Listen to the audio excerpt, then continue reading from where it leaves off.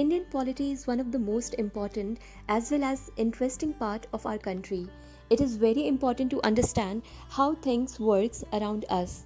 Hi, my name is Priya and I am here to help you understand the Indian polity. In this video, we will be learning about the Constitution.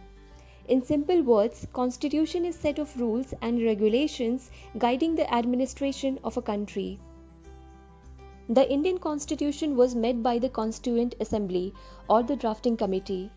President of that committee was Dr. Rajendra Prasad and chairman was Dr. B.R. Ambedkar. This drafting committee started working on the Constitution from 9th of December 1946, that is before India's independence, and completed the whole Constitution on 26th of November 1949, celebrated as Constitution Day. And it came into effect 2 months later on 26th of January 1950, celebrated as Republic Day. It took 2 years, 11 months and 18 days, that is almost 3 years, to complete the whole Constitution. It held 11 sessions covering a total of 165 days. Of these, 114 days were spent on discussions only. Let's note down some important points. Dr. B.R. Ambedkar is known as the father of the Constitution. Indian Constitution is the longest written constitution in the world. It is written in 2 languages, Hindi and English. It is not typed or printed, in fact handwritten by Prem Bihari Narayan Razada and decorated by artists of Shantiniketan. The Indian Constitution is also known as bag of borrowings. It has borrowed provisions from Britain, America, Ireland, Canada, Australia, Germany, France, South Africa, Japan, Russia, and the most important, or we can say more than 50% of the provisions from Government of India Act 1935.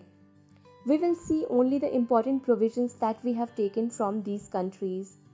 From Government of India Act 1935, we have taken the idea of administrative details, emergency provisions, federal plan, public service commission, governor's office, and judiciary. From America, we have taken the idea of preamble, fundamental rights, post of vice president, and equal protection under law. From Britain, we have taken the idea of parliamentary form of government, single citizenship, institution of speaker and his role, concept of rule of law.